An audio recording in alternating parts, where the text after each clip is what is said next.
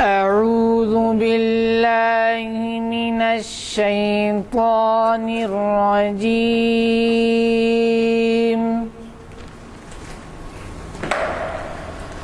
بسم الله الرحمن الرحيم.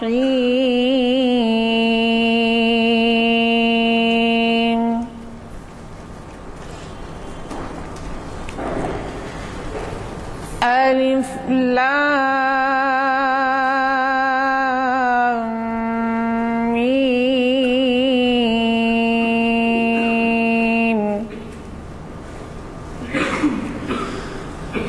ذلك الكتاب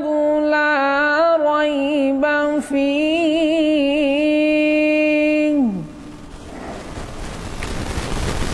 هدى للمتقين الذين يؤمنون بالغيب ويقيمون الصلاة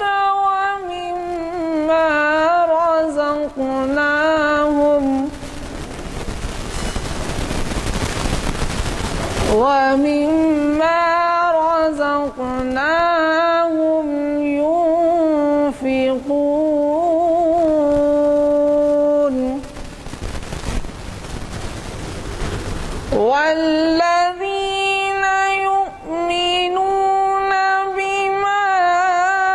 أنزل إليك وما أنزل من قبلك وبالآخرة هم يوقنون.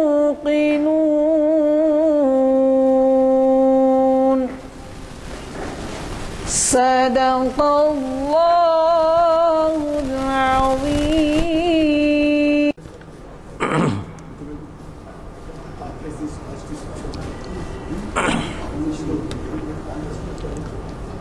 نہ سلیقہ مجھ میں کلیم کا،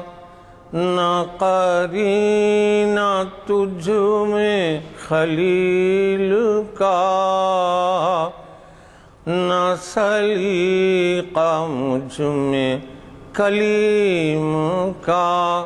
نہ قرینہ تجھ میں خلیل کا، میں ہلاک جادوئے سامری، تو قتیل شیوئے آزری، میں ہلاک جادوئے سامری، میں نوائے سوختہ در گلو، تو پریدہ رنگ رمیدہ بو، میں نوائے سوختہ در گلو، تو پریدہ رنگ رمیدہ بو،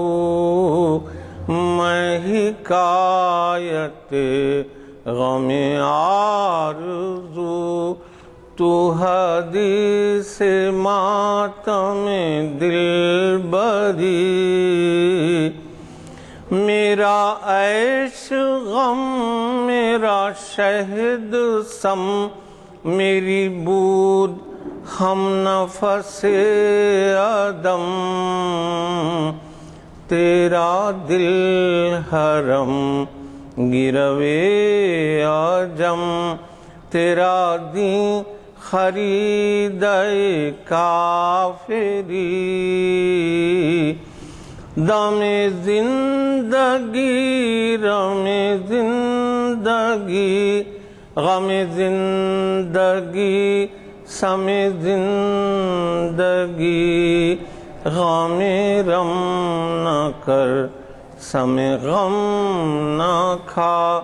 کہ یہی ہے شان قلندری، غم رم نہ کر سم غم نہ کھا کہ یہی ہے شان قلندری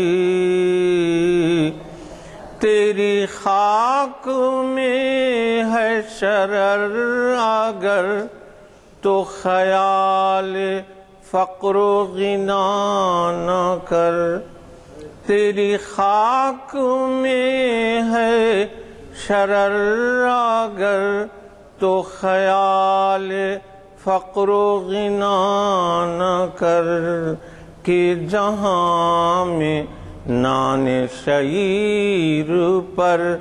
ہے مدار قوت حیدری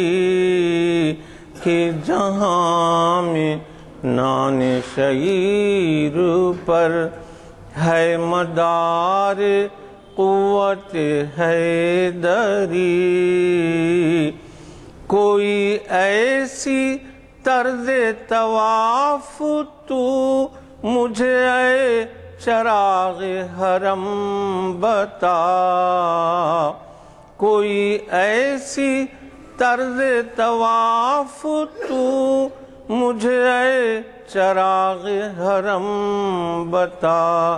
کہ تیرے پتنگ کو پھر عطا کہ تیرے پتنگ کو پھر عطا ہو وہی سرشتے سمندری گلائے جفائے وفا نما کہ حرم کو اہل حرم سے ہے کسی بتکدے میں بیاں کروں تو کہے صنم بھی ہری ہری نہ ستیزہ گاہ جہاں نئی نہ حریف پنجہ فگن نئے وہی فطرت اسد اللہ وہی مرحبی وہی انتری کرم شاہ عرب و عجم کرم شاہ عرب و عجم کے کھڑے ہیں منتظر کرم وہ گدا کے تو نے عطا کیا ہے جنہیں دماغ سکندری اس میں دو باتیں عرض کرنی ہیں پہلی بات تو ایک جگہ سمندر لفظ آیا ہے سرشت سمندری تو سمندر کے معنی یہاں پہ اوشن کے نہیں ہیں بلکہ سمندر ایک کیڑا ہوتا ہے جو آگ میں زندہ رہتا ہے اور دوسری بات یہ ہے کہ مرحبی اور انتری دو پہلوان واریئرز تھے اسلام سے پہلے کے مشرکین تھے مرحب تو وہ شخص تھا جس کو حضرت علی نے ایک غزوے میں پچھاڑ دیا تھا اس کو گرا دیا تھا تو اس کا ذکر ہے یہ بانگ درا یہ بانگ درا کی مشہور نظم ہے میں اور تو اعلامیہ نمبر 454 کی یہ 466ویں نشست شریعت انفارمیشن سروس یہ آج محفل اقبال شناسی کی 699ویں نشست حضرت علی رضی اللہ تعالیٰ عنہ کلام اقبال کی روشنی میں کے عنوان سے ہمیں جناب محمد ضیاء الدین نیر صاحب مخاطب فرما رہے ہیں آج یعنی 21 نومبر 2012 مطابق 6 محرم 1434 ہجری بروز چہارشنبہ بعد نماز عصر کانفرنس ہال میں اس نشست کا انعقاد عمل میں آ رہا ہے آپ کے لیے ضروری نہیں ہے کہ میں تعارف کراؤں ہمارے آج کے مقرر صاحب کا جناب محمد ضیاء الدین نیر صاحب اقبالیات کے عظیم اسکالر ہیں اور آپ اچھی طرح سے ان سے واقف ہیں مجھے یہ بھی کہنا ہے کہ آج ہماری محفل میں ڈاکٹر شمشاد حسین صاحب ایک عاشق اقبال، اور ہمارے پاس کی حاضری ان کی اتنی زیادہ رہی ہے کہ شاید ہی کوئی کمپیٹ کر سکے سوائے افتخار حسین صاحب کے، کہ وہ اتنے پابندی سے یہاں آتے ہیں۔ ابھی حال میں ان کو جو ہے اسٹنٹ ڈالا گیا، اور باوجود اس کے کہ ان کی طبیعت ناساز ہے، اور شاید میرا جہاں تک خیال ہے ڈاکٹر کی ایڈوائز بھی نہیں ہوگی، لیکن اس کے خلاف بھی آج وہ تشریف لائے۔ ہم سب ان کی صحت کے لیے دعا گو ہیں۔ میں زیادہ وقت لیے بغیر، کیونکہ بڑا تنگ وقت ہوتا ہے، آپ نے ذکر کیا رؤوف صاحب کا، انشاءاللہ رؤوف صاحب اگلی محفل میں ہمیں سنائیں گے، محرم کے ہی دن رہیں گے، لیکن ہے یہ کہ عصر اور مغرب کے درمیان بڑا تنگ وقت ہوتا ہے، اور یہ حضرات ہمارے مقررین دریا کو کوزے میں بند کرنے کی فکر میں رہتے ہیں، اور ہم سے شکوہ کرتے ہیں کہ سب وقت نہیں ملا، تو لہٰذا میں زیادہ بغیر کچھ بولے کہ مقرر صاحب سے گزارش کروں گا کہ وہ آئیں اور اپنے خود کے دیے ہوئے عنوان سے مخاطب فرمائیں۔ الشیطان الرجیم، بسم اللہ الرحمن الرحیم۔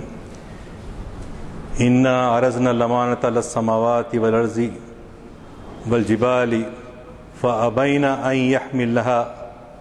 وحملها الانسان انه كان ظلوما جہولا۔ وقال اللہ تعالی فی مقام آخر وَيُطْعِمُونَ الطَّعَامَ عَلَى حُبِّهِ مِسْكِينًا وَيَتِيمًا وَأَسِيرًا إِنَّمَا نُطْعِمُكُمْ لِوَجْهِ اللَّهِ لَا نُرِيدُ مِنْكُمْ جَزَاءً وَلَا شُكُورًا۔ صدق اللہ العظیم، صدق رسولہ النبی الکریم۔ محترم جناب غلام یزدانی صاحب، سینئر ایڈوکیٹ جناب افتخار صاحب، ڈاکٹر شمشاد صاحب، سید امتیاز الدین قادری، سید امتیاز الدین صاحب، بزرگوں اور دوستوں، السلام علیکم ورحمۃ اللہ وبرکاتہ۔ امتیاز صاحب نے اتنا اچھا انداز سے میں اور تو کو آپ کے سامنے پیش کیا کہ اسی اثرات کو قبول کرتے ہوئے ہم یہاں سے ڈسپرس ہو سکتے ہیں، لیکن بہرحال حکم کی تعمیل کرنے نواب ٹائم دیا گیا ہے، لہذا کچھ تقریر بھی کرنا ہے، اور اس کو بھی 5:30 تک ختم کرنا بھی ہے، مجبوریوں کی وجہ سے، وقت کی تنگی کی وجہ سے۔ اور دریا کو کوزے میں بند کرنے کی بات، سمندر کو کوزے میں بند کرنے کی بات جو ہے، پھر ایسے عنوان پر کہاں سے ممکن ہے؟ ممکن ہی نہیں ہے کسی کے لیے بھی۔ بہرحال جتنا بھی ہو، میں نے آپ کے سامنے قرآن مجید کی 2 آیتیں آپ کے سامنے رکھی ہیں، ایک سورہ احزاب کی ہے اور دوسری جو ہے سورہ دہر کی ہے۔ سورہ دہر کا نام بعض جگہ انسان بھی رکھا گیا ہے۔ اس میں اس کا پس منظر یہ بیان کیا ہے مفسرین اکرام نے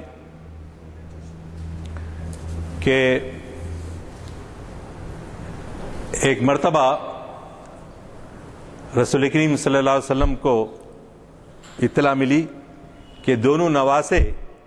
علیل ہیں رضی اللہ عنہما،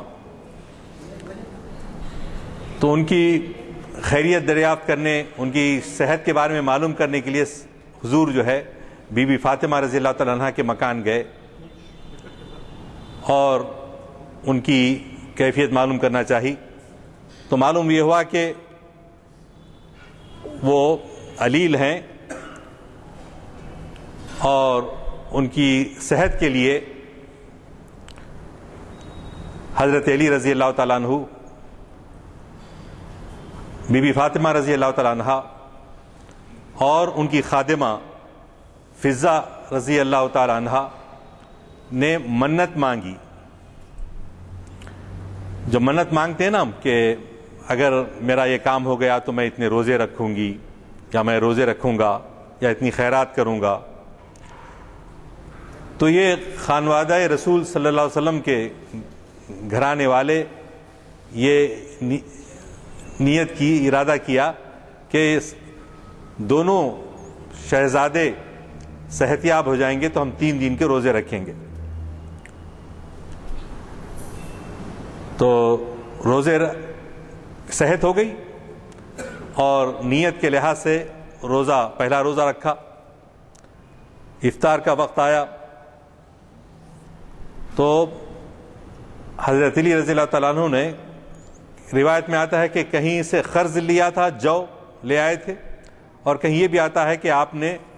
کام کیا اور اس کے عوض میں جو ملا تھا وہ لے آئے تھے، اور افطار جو ہے اس سے ہونے والا تھا کہ اتنے میں ہی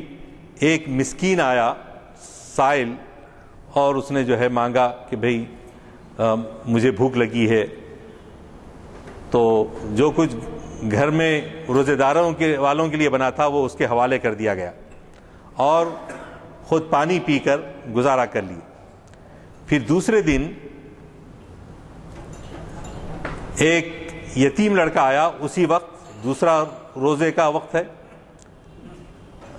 ظاہر ہے مدینے میں اس وقت زندگی اسرت والی زندگی، فقر و فاقے کی زندگی،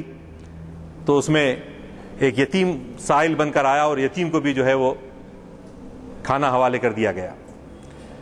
تیسرے دن اللہ تعالیٰ جن لوگوں کے مراتب کو بلند کرتا ہے انہی سے امتحان لیتا رہتا ہے، تو ایک قیدی جو ہے چھوٹ کر آیا اور اس کا بھی یہی مطالبہ رہا، اس کو بھی حوالے کر دیا۔ تو گھر میں 3 دن کے فاقے روزے کے ساتھ، اور بی بی فاطمہ نے کہا کہ بچوں کی بھوک کی کیفیت دیکھی نہیں جاتی، آپ ان کو لے کے جا کے حضرت علی سے کہا کہ کہیں کھیل تماشے میں ذرا باہر لے جائیں۔ تو وہاں جانے کے بعد وہاں رسول اللہ صلی اللہ علیہ وسلم سے ملاقات کی، اور انہوں نے دیکھا کہ حضرت علی اور دونوں چھوٹے شہزادے جو ہیں دونوں بھوک سے نڈھال ہیں۔ گھر کو آئے تو بی بی فاطمہ رضی اللہ تعالیٰ عنہ بھی نڈھال تھیں۔ یہ کیفیت دیکھ کر حضور اکرم صلی اللہ علیہ وسلم پہ ایک رقت طاری ہوئی، اور رقت طاری ہونے کے بعد حضرت جبرائیل علیہ السلام تشریف لائے، اور اس وقت یہ آیت نازل ہوئی جو میں آپ کے سامنے پڑھا، اور سورہ دہر مکمل نازل ہوئی، لیکن خاص طور سے جو میں نے واقعہ بیان کیا اس کی قرآن کی آیت ہے، وَيُطْعِمُونَ الطَّعَامَ عَلَىٰ حُبِّهِ، کس کے اللہ کی محبت میں لوگوں کو کھانا کھلاتے ہیں، وَيُطْعِمُونَ الطَّعَامَ عَلَىٰ حُبِّهِ مِسْكِينًا وَيَتِيمًا وَأَسِيرًا۔ پہلے دن مسکین، دوسرے دن یتیم، تیسرے دن اسیر یا نا قیدی۔ اور پھر کیا ہے جذبہ؟ ہمارے جیسا نہیں ہے صرف دکھانا لوگوں کو کہ بڑے ساخی ہیں، بڑے سخی ہیں۔ تو اس کے بعد آیا انما نطعمکم لوجہ اللہ، ہم انہیں کھلاتے ہیں اللہ کی خاطر، اللہ کی رضا حاصل کرنے کے لیے۔ لا نرید، ہم کوئی امید نہیں رکھتے، منکم ان سے، جزاء ولا شکورا، کسی بدلے کی یا کسی شکریہ کی ہم ان سے امید نہیں رکھتے، صرف لوجہ اللہ، اللہ کی خاطر ہم یہ کرتے ہیں۔ اور یہ حضرت جبرائیل نے کہا یہ سارے مومنوں کے لیے، مسلمانوں کے لیے قرآن میں ایک مستقل صورت آئی ان کے اس عمل سے، ان بزرگوں کے اس عمل سے۔ اس طرح سے قرآن پاک میں کئی جگہوں پر حضرت علی رضی اللہ تعالیٰ عنہ کا واقعات کا ذکر آتا رہتا ہے۔ اور اسی کو ابھی تو آپ نے ایک نظم سنی بانگ درا کی، اسی جگہ ایک جگہ اقبال کا بھی سرچشمہ جو ہے ان کی فکر کا، وہ آپ جانتے ہیں کہ ان کو سب سے زیادہ والہانہ محبت رسول اللہ صلی اللہ علیہ وسلم سے تھی، اور رسول اللہ صلی اللہ علیہ وسلم کے بعد اگر کسی سے محبت تھی تو حضرت علی رضی اللہ تعالیٰ عنہ سے محبت تھی۔ شاعر یہاں لکھتا ہے جمال عشق و مستی نئے نوازی، جمال عشق و مستی نئے نوازی، جلال عشق و مستی بے نیازی۔ اب اس واقعے کے پس منظر میں دیکھیے آپ، جمال عشق و مستی نئے نوازی، جلال عشق و مستی بے نیازی، کمال عشق و مستی ظرف حیدر، کمال عشق و مستی ظرف حیدر، زوال عشق و مستی حرف راضی۔ یعنی یہاں دو کیفیتیں بیان کی گئی ہیں، ایک تو جمال عشق و مستی ہے، پھر جلال عشق و مستی ہے، اور اس کا راز تعلق کس سے ہے؟ تیسرے مصرے میں کمال عشق و مستی سے ہے.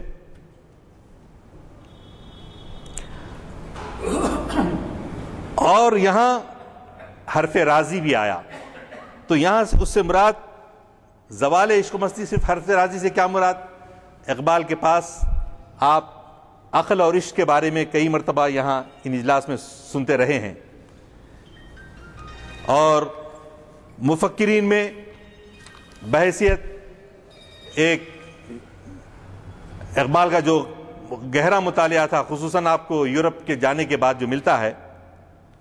تو اس میں یہ معلوم ہوتا ہے کہ اس مصرے میں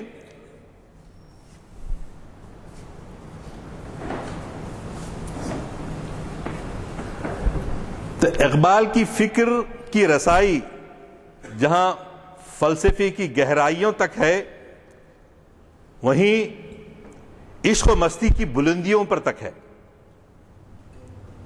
فکر میں بھی ہے اور عشق و مستی میں بھی ہے. تیسرے مصرے میں جو ظرف آیا ہے, شاعری سے جن کو دلچسپی ہے وہ ہو سکتا ہے یہ کہیں کہ ظرف کی جگہ ضرب آتا تو اچھا رہتا تھا. ضرب حیدر بھی بہت مناسب تھا. پے کر ضربیں جو لگاتے تھے حضرت علی رضی اللہ تعالیٰ کے, جو حیدر کرار پے بپے, تو اس میں اس لحاظ سے اس مصرے میں ظرف کی جگہ ضرب بھی مناسب معلوم ہو سکتا تھا شاعر کو, لیکن اقبال نے وہاں ظرف استعمال کیا, کیونکہ گہرے معنوں میں اگر آپ اس میں غور و فکر کریں گے تو ضرب ایک جز ہے اس کا ظرف کا. کیونکہ علی رضی اللہ تعالیٰ عنہ کی ضرب بھی عشق و مستی ہی کا نتیجہ تھی, اور ان کی ایک ایسی ہی ضرب کے لیے زبان وحی ترجمان رسالت صلی اللہ علیہ وسلم سے یہ الفاظ نکلے کہ علی کی ضرب ثقلین کی عبادت سے افضل ہے. لیکن اگر لفظ ضرب کی معنویت پر گہری نظر ڈالی جائے تو اندازہ ہوتا ہے کہ یہ لفظ کو گنجینہ معنی کا طلسم ہے. اس میں تو ایک جہان معنی آباد ہے. اس ظرف میں وہ چیز سمائی ہوئی ہے کہ حضرت علی رضی اللہ تعالیٰ عنہ کی پہلودار جو شخصیت ہے اس کی اس لفظ ظرف سے اس کی عکاسی ہوتی ہے. ظرف تو ایک اس کا پہلو ہے. اسی خطے میں صرف دو متضاد کیفیات کا بیان ہے, وہ ہیں ایک کمال عشق و مستی اور زوال عشق و مستی. پہلے دو مصروں میں جلال و جمال کی کیفیات کا ذکر ہے, وہ تو کمال ہی کی شانیں ہیں. کمال کا لفظ ان دونوں کیفیات پر حاوی ہے. نئے نوازی ایک علامت ہے جو تمام فنون لطیفہ کے لیے استعمال کی گئی ہے, جو فکر انسانی کے ارتقاء میں مدارج عالیہ تک پہنچنے پر اظہار اسالیب پر متضمن ہے. اسی طرح لفظ بے نیازی کا مفہوم فخر و استغنا کے ابھی ستیز گائے جہاں نہیں, وہی تھا نا مصرع کہ فخر و غنا. اسی طرح لفظ بے نیازی کا مفہوم فخر و استغنا کے ان مراحل کی نشاندہی ہے کہ جن کے بغیر تکمیل فن نہیں ہو سکتی. اسی طرح راضی بھی ایک علامت ہے. امام فخر الدین رازی علیہ رحمہ کا جو نام لیا گیا یہاں پر چوتھے مصرے میں, وہ بھی ایک علامت ہے. اس سے مراد سارا فلسفی جتنے ہیں فلسفے کا میدان ہے. یعنی صرف راضی ایک علامت کے طور پر آئے, لیکن وہ سارا فلسفہ جو فکر و خرد کی وسیلے سے مسائل عالم امکان اور ماورائے عالم کا حل تلاش کرنے کی صحیح کرتا ہے, جیسے Aflatun, Ibn Sina, Farabi, Nietzsche, Bergson, Descartes, Hume, Hegel, Karl Marx سب اس گروہ میں شامل ہیں, صرف راضی ہی نہیں, کیونکہ اقبال نے ان سب کا بڑی گہرائی سے مطالعہ کیا تھا. پھر اس کے بعد اس کا آخری فیصلہ یہ ہے جو احمد شاہ بخاری کو انہوں نے سنایا, شعلہ ہے تیرے جنوں کا بے سوز, شعلہ ہے تیرے جنوں کا بے سوز, سن مجھ سے نکتہ دل افروز, انجام خرد ہے بے حضوری, انجام خرد ہے بے حضوری, ہے فلسفہ زندگی سے دوری کا نام. افکار کے نغمہائے بے صوت ہیں ذوق عمل کے واسطے موت. تو اقبال چونکہ صرف مستی گفتار کے نہیں بلکہ مستی کردار کے متلاشی تھے، اسی لیے ان کو خوب سے خوب تر انسان کی تلاش تھی. وہ خوب سے خوب تر کی تلاش کرتے ہوئے ان کو جو انسان کامل ملا وہ رسول کریم صلی اللہ علیہ وسلم کی ذات مبارک صورت میں ملا. اور اقبال کے لیے آئیڈیل کون بن گئے؟ رسول پاک صلی اللہ علیہ وسلم کی ذات اقدس. اسرار خودی میں ایک مضمون ہی انہوں نے اس پہ باندھا، اور وہ اصل میں وہ عنوان دیکھ کے مجھے تحریک ہوئی کہ اس عنوان پہ بات کی جائے، لیکن آدھے گھنٹے میں نہیں کر سکتے اس کو. تو اقبال 1905 میں جب انگلستان جا رہے تھے تو انہوں نے حضرت خواجہ نظام الدین اولیاء رحمۃ اللہ علیہ کی درگاہ میں حاضری دی، قبر پر حاضری دی. اور اس وقت وہ مخزن میں ایک نظم لکھ چکے تھے حضرت علی رضی اللہ تعالیٰ عنہ، سپاس بحضور جناب امیر المومنین رضی اللہ تعالیٰ عنہ، جس میں 32 اشعار ہیں. اور پھر 1905 میں گئے اور پھر اسرار خودی جو چھپی ہے اس سے اندازہ لگائیے آپ 10 سال کا تقریباً عرصہ ہوا. پھر 10 سال کے بعد وہ فارسی میں 59 اشعار پر مشتمل وہ نظم ہے جو اسرار حضرت علی رضی اللہ تعالیٰ عنہ کے جو مختلف القاب ہیں اس کی وہ تشریح جس انداز سے کی گئی ہے. اور اقبال کی جو پہلی نظم جناب امیر المومنین جو لکھی تھی انہوں نے 1905 عیسوی میں رسالہ مخزن میں چھپ چکی ہے. تو علی شناس یا عارف علی رضی اللہ تعالیٰ عنہ کے زبان، چونکہ حضرت علی علامہ اقبال بھی علی شناس تھے یا عارف علی تھے، تو اسی لیے ایک جگہ انہوں نے پہلی نظم میں لکھا تھا، جہاں سے پلتی تھی اقبال روح قمبر کی، قمبر ان کا غلام تھا، مجھے بھی ملتی ہے روزی اسی خزینے سے، ہمیشہ ورد زباں ہے علی کا نام، ہمیشہ ورد زباں ہے علی کا نام اقبال، کہ پیاس روح کی بجھتی ہے اس نگینے سے. یہ ہے اقبال فیض یاد نام مرتضیٰ، جس سے نگاہ فکر میں خلوت سرائے لا مکاں تک ہے. روح کی پیاس بجھانا اور خلوت سرائے لا مکاں تک فکر کو لے جانا، جس نام کے ذکر اور یاد کی تاثیر ہو اس کا کیا کہنے. حضرت علی رضی اللہ تعالیٰ عنہ کے مقام کے بارے میں کہ یہ وہ ذات مبارک ہے جس نے نقش باطل کو مٹایا، دلوں کے خیبر کو فتح کیا. اور آپ جانتے ہیں اگر حضرت علی رضی اللہ تعالیٰ عنہ کی زندگی کے بالکل ایام طفولیت سے آپ اس کا جائزہ لیں، جب اللہ کا حکم آیا رسول اللہ صلی اللہ علیہ وسلم کو، انذر عشیرتک الاقربین، آپ اپنے رشتہ داروں کو ڈرائیے، وارننگ دیجئے، تو آپ نے کیا کیا؟ ایک ڈنر آفر اسپیچ، ایک جو ہے دعوت کی اپنے خاندان والوں کی، جیسا ہم لوگ کرتے رہتے ہیں. تو اس دعوت میں بہت سارے لوگ جمع ہوئے خاندان بنی ہاشم کے. تو اس وقت حضرت علی رضی اللہ تعالیٰ عنہ کی عمر 8 سال کی تھی، صرف 8 سال کی، اور حکم صرف جو ہے خاندان والوں تک ڈرانے کی بات ہوئی تھی، ابھی برملا لوگوں کے سامنے بیان کرنے کی نہیں ہوئی تھی. تو سب جمع ہوئے، کھانا وانا کھائے. کھانے کے بعد جب رسول کریم صلی اللہ علیہ وسلم نے کہا کہ اللہ نے مجھے نبی بنایا ہے اور میں اللہ کا رسول بنا کر بھیجا گیا ہوں، آپ نے بات پہنچائی. تو سب ابو لہب، ابو جہل اور جتنے بھی تھے سب نے اسی لیے جمع کیا تھا ہم کو، یہ ہمارا وقت ضائع کرنے کے لیے یہ سب کھائے تھے. لیکن ان سب بڑوں میں، جوانوں میں، چھوٹوں میں صرف حضرت علی رضی اللہ تعالیٰ عنہ 8 سال کے پتلی ٹانگے ابھی بچپن، آپ اندازہ لگیے 8 سال کی عمر میں انہوں نے کہا کہ ساری دنیا آپ کا ساتھ دے نہ دے لیکن میں اے ابن عم میں آپ کا ساتھ دوں گا.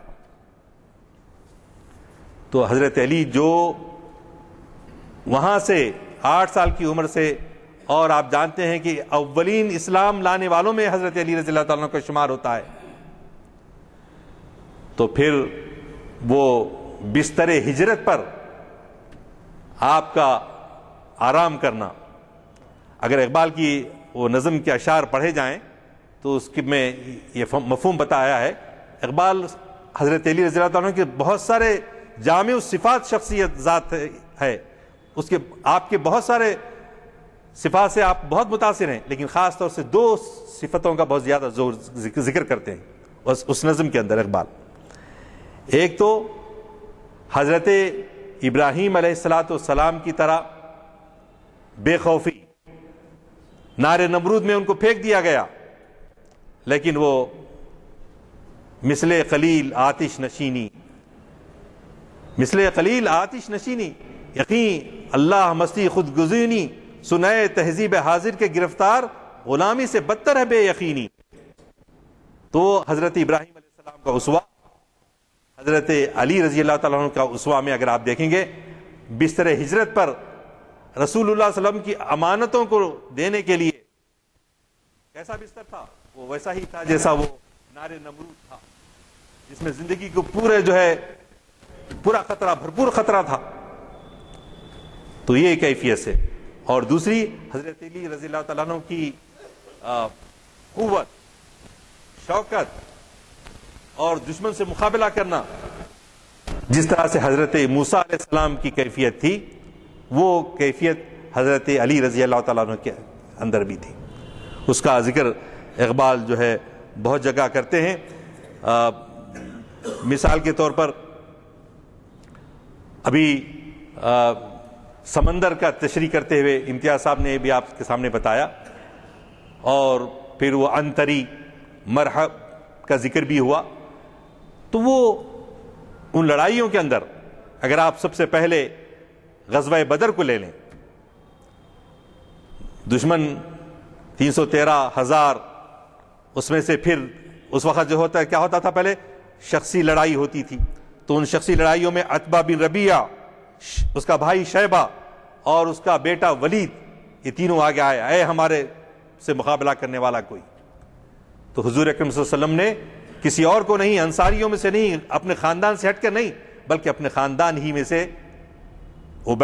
حضرت ابو عبیدہ رضی اللہ تعالیٰ عنہ اور حضرت حمزہ سید الشہداء اور حضرت علی کرم اللہ وجہہ، یہ تینوں کو حضور اکرم صلی اللہ علیہ وسلم نے ان کا مقابلہ کرنے کے لیے بھیجا. پہلے ہی وار میں حضرت علی رضی اللہ تعالیٰ عنہ، حضرت حمزہ رضی اللہ تعالیٰ عنہ نے ولید کا اور شیبہ کا کام تمام کر دیا. اور بعد میں عتبہ سے ابو عبیدہ زخمی ہو گئے تھے، بعد میں اس زخم کی تاب نہ لا کر وہ شہید ہو گئے، لیکن عتبہ کا بھی کام تمام حضرت حمزہ سید الشہداء اور حضرت علی کرم اللہ وجہہ نے کام تمام کر دیا. بدر کا مقام، پھر احد کا مقام میں، احد میں وہ مشہور واقعہ آپ کو معلوم ہے کہ پیچھے 50 لوگ حضرت عبداللہ بن جبیر کی قیادت میں رکھے گئے کہ دیکھو دشمن پلٹ کر واپس آئے گا، حملہ کرے گا، تم کسی صورت سے وہاں سے ہٹنا نہیں. تو اس کامیابی شکست میں بدل گئی، کیونکہ وہ دشمن وہ جو پیچھے سے حملہ کرنے آیا. تو اس وقت مقابلہ کرنے والے حضرت علی رضی اللہ تعالیٰ عنہ سب سے آگے تھے، اور بی بی فاطمہ رضی اللہ تعالیٰ عنہ نے ہم جا کر وہ جبل احد کے اس غار میں گئے، ہم کو موقع ملا، اب آج کل جانے نہیں دیتے. تو وہاں پر بی بی فاطمہ رضی اللہ تعالیٰ عنہ کی مانڈی مبارک پر حضور اکرم صلی اللہ علیہ وسلم کا سر رکھا ہوا، اور آپ کے وجہ مبارک سے خون کو صاف کرنا. 2 دندان مبارک شہید ہوئے، خود دھس گیا. تو حضرت علی رضی اللہ تعالیٰ عنہ کو اس وقت مصعب بن عمیر کی شہادت کے بعد وہ علم جو جھنڈا تھا اس کو بھی لے کر آپ ہی نے سنبھالا. کون؟ حضرت علی رضی اللہ تعالیٰ عنہ. جنگ خندق میں خندق کا تجربہ کیا گیا تھا، ایک دشمن کا بہت بڑا پہلوان تھا جس کا نام عمرو بن عبدو تھا، وہ جو ہے مقابلے کے لیے آیا، اور مقابلے میں آنے پر کیا ہوا، حضرت علی رضی اللہ تعالیٰ عنہ جب اس پہ سوار ہو گئے تو اس نے آپ کے وجہ مبارک پر بدتمیزی کی اور تھوکنے کی کوشش کی، تو حضرت علی رضی اللہ تعالیٰ عنہ نے اس کو چھوڑ دیا، حالانکہ مزید غصے میں جو ہے بھرپور وار کرنا چاہیے تھا، لیکن آپ نے اپنے نفس کو اس میں دخل ہونے نہیں دیا، کیونکہ لی وجہ اللہ، صرف اللہ کی خاطر، صرف اللہ کی رضا کی خاطر ان کی خدمات ہوا کرتی تھی۔ اسی لیے اگر وقت کے خیال کی وجہ سے یہ کہوں کہ اقبال حضرت علی کی جملہ صفات کے عاشق و شیدا تھے، دو کا خصوصی ذکر کیا ابھی میں نے آپ سے کہا، ایک عشق و سپردگی، اپنے آپ کو بالکل سپرد کر دینا جیسے حضرت ابراہیم کا وسوسہ تھا، دوسرا طاقت و قوت جیسے حضرت موسیٰ علیہ السلام کی تھی، نار نمرود کا اور شب ہجرت کا ذکر آیا، موت کا خطرہ بھی عاشق صادق کو استقامت کی راہ سے ہٹا نہیں سکتا، شرط کیا ہے، عشق صحیح ہو، عاشق صادق ہو، یہ بہت ضروری ہے۔ تو اگر ہم مختصر الفاظ میں حضرت علی رضی اللہ تعالیٰ عنہ کو خراج عقیدت پیش کرتے ہیں تو کیا ہے، نقش باطل کو مٹانے کے لیے، دلوں کے خیبر کو فتح کرنے کے لیے، وجوب و امکان کے درمیان ایک خط رابطہ ہونے اور قرآن کی بہت سی صورتوں میں مدح کا موضوع بننے، کون، حضرت علی کرم اللہ والی کی ذات پر کس قدر بلیغ اشاروں سے کام لیا گیا ہے۔ چنانچہ اقبال اپنی مشہور نظم میں جو کہتے ہیں، مسلم اول شہ مرداں علی، مسلم اول شہ مرداں علی، عشق را سرمایہ ایمان علی، از ولائے دود و مانش زندہ ایم، در جہاں مثل گہر تابندہ ایم، نرگسم وارف تئے نظارہ ایم، در خیابانش چوں بآوار ایم، زمزم از جوش از خاک من از اوست، میں اگر ریزت تاک من از اوست، خاکم و از مہر او آئین ایم، می تواں دیدن نوا در سین ایم۔ حضرت علی جو دلوں کے سردار ہیں، اسلام لانے والوں میں سر فہرست ہیں، حضرت علی رضی اللہ تعالیٰ عنہ عشق کے لیے ایمان کی بہت بڑی پونجی ہیں،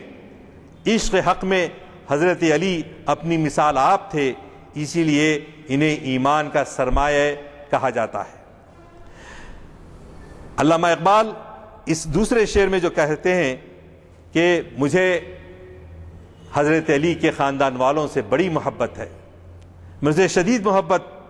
اور اسی محبت کے سہارے میں زندہ ہوں، اور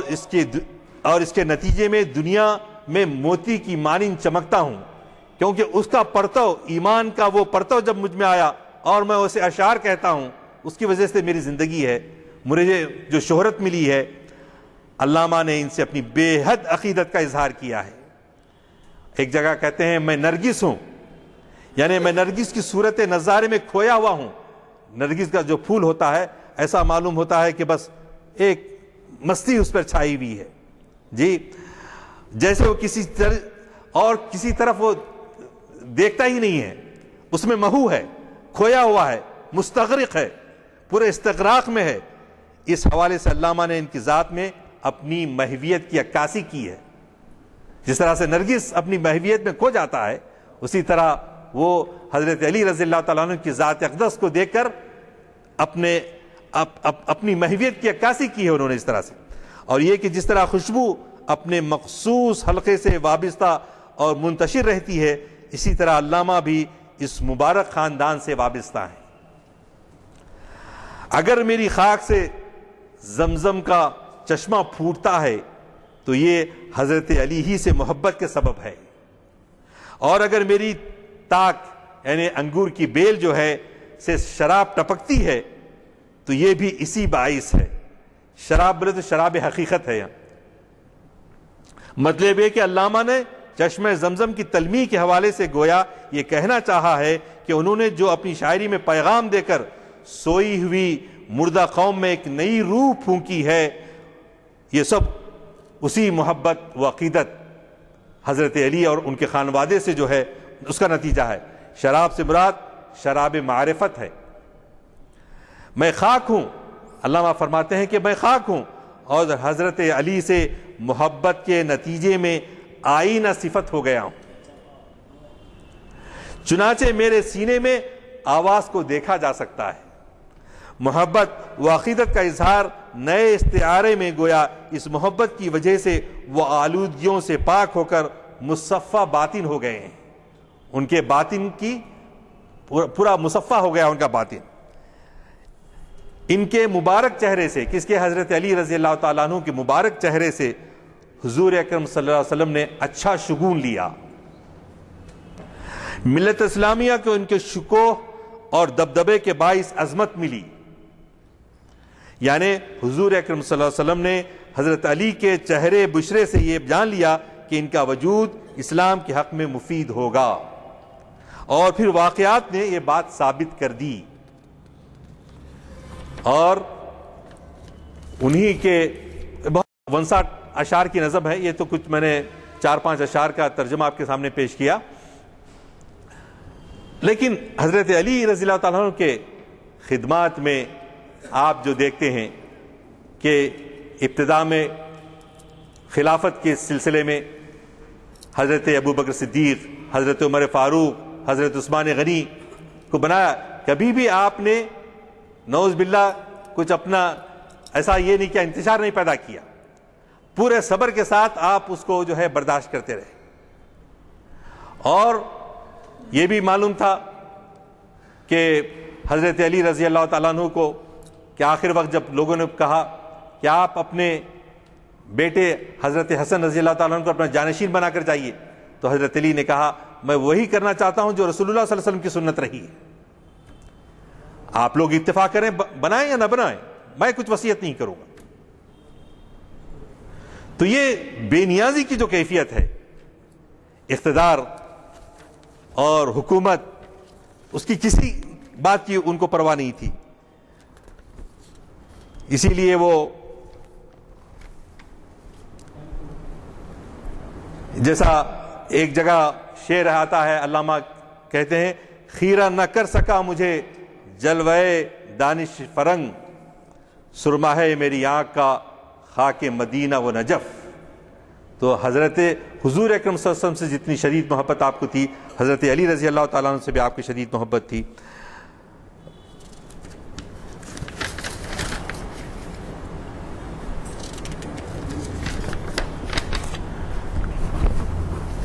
تو ہم عموماً محرم کا مہینہ آتا ہے تو کہیں ایک ایسی محفل ہو جاتی ہے کہ ہم اہل بیت اطہار کا ذکر کرتے ہیں، واقعہ کربلا پر جی آج تک جتنے آنسو ہم بہائے ہیں شاید وہ سمندر میں تبدیل ہو جاتا، لیکن یہ کافی نہیں ہے۔ خراج عقیدت پیش کرنے کے لیے حضرت علی رضی اللہ تعالیٰ عنہ کو اور حضرت حسنین رضی اللہ تعالیٰ عنہما کو، اس کے لیے کیا ہے کہ انہوں نے اپنا اسوہ ہمارے لیے چھوڑا، کہ کبھی باطل سے انہوں نے کمپرومائز نہیں کیا، باطل سے کمپرومائز نہیں کیا، اور انہوں نے کہا ظالموں کے ساتھ زندہ رہنا بھی ایک قسم کا جرم ہے، تو ہم ظالموں کو گوارا کر لیتے ہیں۔ اپنے عصر میں، اپنے زمانے میں ہم دیکھتے ہیں کہ ظلم ہوتا ہے، لیکن ہم کسی مظلوم کی مدد نہیں کرتے، ہم ظلم کے خلاف آواز اٹھاتے ہوئے ڈرتے ہیں۔ کس نے کہا حضرت حسین رضی اللہ تعالیٰ عنہ سے مکے سے نکلتے وقت؟ حضرت عبداللہ ابن زبیر، حضرت عبداللہ ابن عمر، حضرت عبداللہ ابن عباس، ہر ایک آ کے کہہ رہا ہے اے اللہ کے رسول کے واسطہ ہم دے کر کہتے ہیں کہ آپ تشریف نہ لے جائیے، 3 ذی الحجہ ہے، حج کر کے جائیے۔ ہمارے جیسے ہوتے تو یہی برداشت کر لیتے، سارے لوگوں کے روکنے کے باوجود آپ جو ہے جاتے ہیں۔ کس لیے جاتے ہیں؟ اس لیے کہ اسلام آپ کو نعوذ باللہ ثم نعوذ باللہ اقتدار طلبگار نہیں تھے، آپ نے حملہ نہیں کیا تھا، آپ کو دعوت دینے پر، اور نہ صرف دعوت دینے پر بلکہ اسلام کے اندر امیر معاویہ نے جس طرح یزید کو اپنا جانشین نامزد کر کے ایک بالکل غیر اسلامی چیز جو کہ قرآن اور حدیث کے بالکل خلاف، تو اس کے خلاف آپ نے جو ہے آواز اٹھائی، اور نہ صرف آواز اٹھائی بلکہ تنہا اور اپنے خاندان والوں کے 72 افراد کے ساتھ کربلا میں جو کچھ ہوا اس واقعے سے آپ بخوبی واقف ہیں کہ کس طرح سے عبید اللہ ابن زیاد اور اس کے جو حکومت کے اور بھی جو لوگ فوج کے سربراہ تھے، تو وہ 5000 کی فوج اور 72 لوگ، اور آپ یہ کہہ رہے ہیں کہ میں واپس مکے چلا جاتا ہوں، میں تمہاری دعوت پر یہاں حاضر ہوا تھا، میں جو ہے کسی دشمن سے لڑتے ہوئے بارڈر پہ جو ہے اپنے آپ کو جو ہے شہید کر دوں گا، لیکن کسی قسم کی بھی کمپرومائز کرنے کے لیے وہ تیار تھے۔ تو میں یہ آپ کے سامنے آج کے اس موضوع سے جو گفتگو کرنا ہے وہ یہ کہ اسوہ مرتضوی جو ہے حضرت علی رضی اللہ تعالیٰ عنہ کا جو اسوہ ہے، اور ان کی تربیت کا نتیجہ ان کی شادی جو حضرت بی بی فاطمہ رضی اللہ تعالیٰ عنہ کے ساتھ ہوئی جبکہ آپ کی عمر 21 سال 5 مہینے تھی، اور بی بی فاطمہ رضی اللہ تعالیٰ عنہ کی عمر 15 سال 5.5 ماہ تھی، اور پھر پوری زندگی کے اندر اسوے کے اندر جس طرح سے آپ سادگی کے ساتھ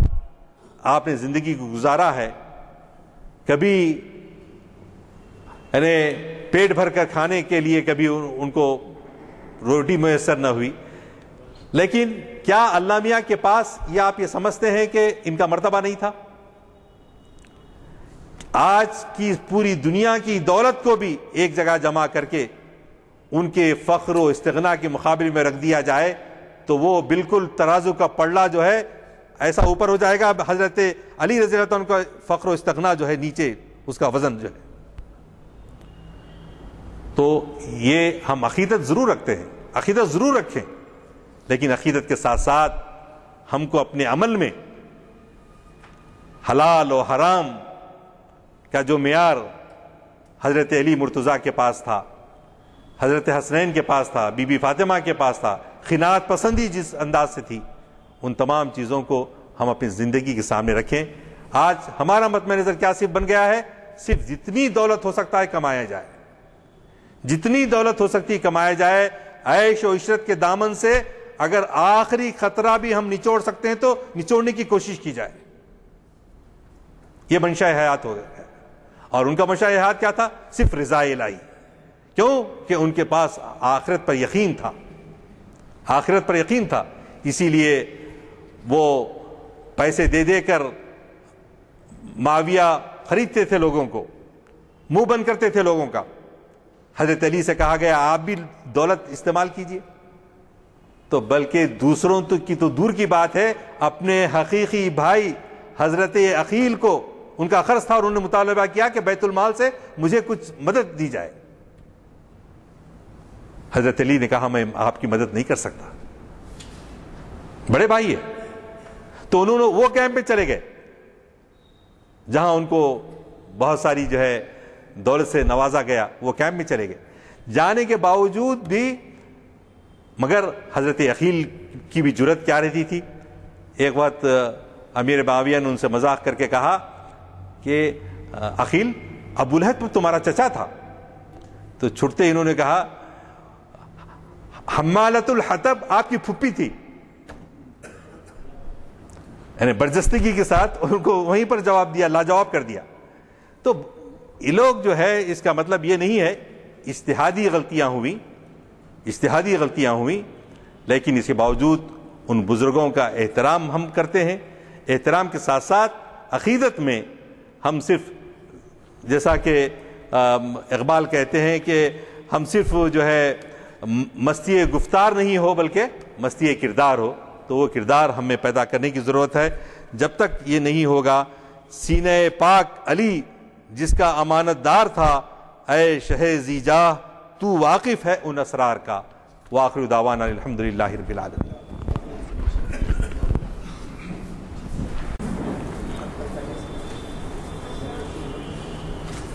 اللهم صل على محمد وعلى ال محمد كما صليت على ابراهيم وعلى ال ابراهيم انك حميد مجيد، اللهم بارك على محمد وعلى ال محمد كما باركت على ابراهيم وعلى ال ابراهيم انك حميد مجيد۔ ربنا آتنا في الدنيا حسنة وفي الآخرة حسنة وقنا عذاب النار، ربنا هب لنا من لدنك ذرية طيبة إنك سميع الدعاء۔ اللهم اعز الاسلام والمسلمين، اللهم انصر الاسلام والمسلمين، اللهم انصر من نصر دين محمد مصطفى صلی اللہ علیہ وسلم، ربنا اللهم اجعلنا منهم، ربنا اللهم اغزل من خزل دین محمد مصطفیٰ صلی اللہ علیہ وسلم، ربنا ولا تجعلنا منهم۔ اے اللہ تیرے فضل و کرم سے ہمارے دلوں کو ایمان کی حلاوت سے آشنا فرما دے۔ اے اللہ تیرے لیے جینے اور تیرے لیے مرنے کا جذبہ دے۔ ہم کو خانوادہ رسالت مآب صلی اللہ علیہ وسلم، حضرت علی، حضرت بی بی فاطمہ، حضرت حسن، حضرت امام حسین اور حضرت زین العابدین اور ان کے خاندان کے صدقے میں اے اللہ ہم کو بھی ایمان نصیب فرما، ایمان کے ساتھ زندہ رکھ اور ایمان صادق عطا فرما۔ سب کچھ قربان کرنے کا جذبہ ہمیں پیدا کر، تڑپنے پھڑکنے کی توفیق دے، دل مرتضیٰ سوز صدیق دے، عزائم کو سینوں میں بیدار کر دے، نگاہ مسلمان کو تلوار کر دے۔ وآخر دعوانا الحمدللہ رب العالمین۔